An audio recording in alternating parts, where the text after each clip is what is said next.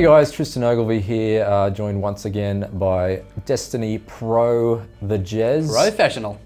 And we are still, Jez is still sherpering me through Destiny. I was a lapsed player, but I'm slowly catching up, although you've got about 1,000 hours on me. Quite a few. At this point. But I'm taking advantage of your experience. For this episode of IGN's Destiny Sherpa School, we're going to be looking at some of the things that a player like myself, who finished the story but then kind of put the controller down and slept in separate beds from Destiny for a while.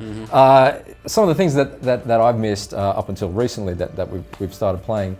Some of the DLC, some of that kind of stuff. So Jez, this is 5 things, 5 highlights from Destiny that you wanted to sort of point out to people. Starting with, what's number 1? Number 1's going to be the raids. Right. Raids. Fantastic experience. It's going to be with a fire team of 6, so you are going to need 5 friends. They don't have matchmaking, but it's totally okay. Bring some buddies in. There's plenty of resources. We've already linked some on where to find people. But let's just say, raid number 1, the Vault of Glass. Amazing experience. It's basically a colossal vault underneath the planet of Venus. Yep. Frozen in time.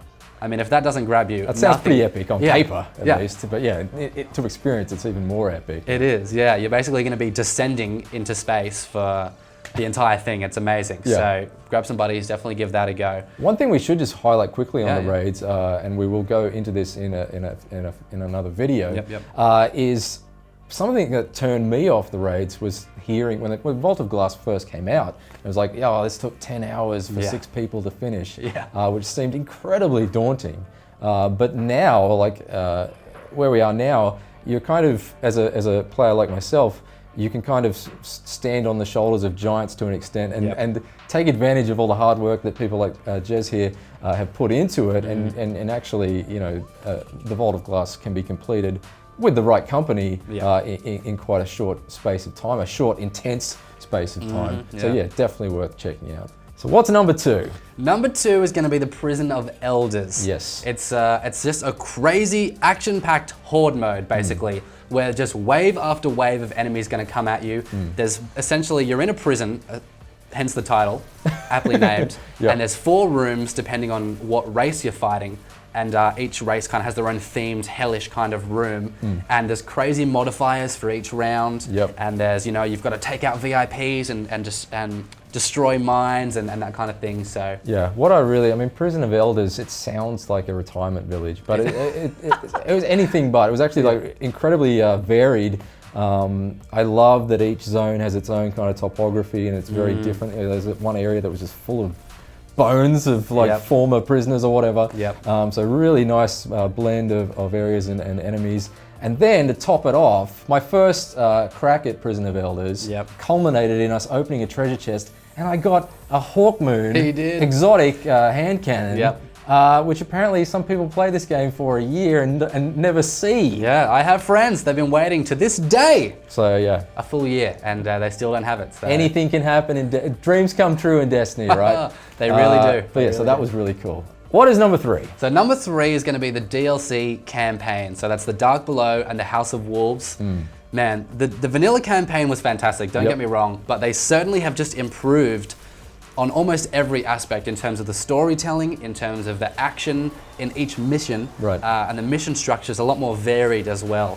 So there's a lot more that you're going to find and get out of each mission in the DLC campaigns. And it kind of, like, does it introduce a lot more sort of races and characters? I mean, you were talking about the House of Wolves, where they kind of, they overthrow the queen, or like it's quite complex in terms of the story, but it's cool that there is so much lore being sort of brought to the forefront of the game. Yeah, I mean, I've only just dabbled in it so far, but yeah, I'm definitely, story is kind of my bag. I'm more of a story guy than a PvP guy, as we'll talk about later. But so yeah, any more sort of story that I can get out of it, I will take on, chew through. So yeah, really cool stuff. Yeah. What is number 4? So number 4 is going to be the Strikes. So Strikes are basically a 3-man co-op mission, and they're kind of, I'd say, probably twice the length of a regular mission. And there's often a mini boss halfway and then a full boss at the end. So they're fantastic fun. You kind of jump in, you've got to work out how to defeat each boss. There's awesome loot available. There's Right. kind of some rare treasured weapons that you can only get from doing strikes. Right. And there's also matchmaking. So if you don't have friends, it's okay. The game will find you some friends. Yeah, I know what that's like. Yeah, exactly. We've all been there. Yeah, strikes are cool. Really cool. Yeah, you know, like nice little meaty chunk of gameplay that you can sort of just jump in, knock over in pretty quick time, really. But that's not to say that they're easy. So yeah, good fun, good fun. What's number 5?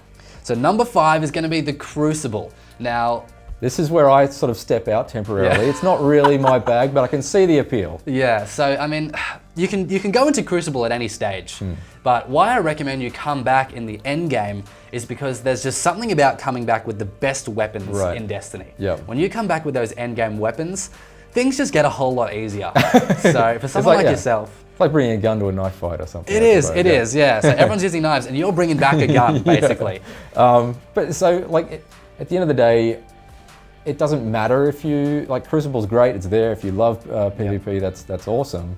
But for someone like myself who, I could play it and have a pretty good time. We played it today and I had a good time. But it's still not really my bag, but it doesn't matter because there's so much other planets full of things to shoot. Of course. That, you know, you can sort of take it or leave it, I suppose. But if I don't play the Crucible, am I missing out on a lot of, I guess I'm missing out on more opportunities to get more loot and things like that. There are. So they've totally revamped the loot system for the Crucible. So now it gives you tons of experience. There's a lot of weapons that you can only get from doing semi-well in the Crucible. So, I mean, I would definitely recommend you give it a red hot go. But, I mean, like you said, Destiny is a massive game and there's a lot to do, so. Nice one. So that is just 5 things that you should check out if you're returning to Destiny or making your first foray into it, or maybe just finish the story, wondering what to do next. But do join us again for the next episode where we do play, well, it must be with my first raid, probably your 378. Yeah, around that. We'll see how that goes. But until then, for all things Destiny, stay right here, IGN.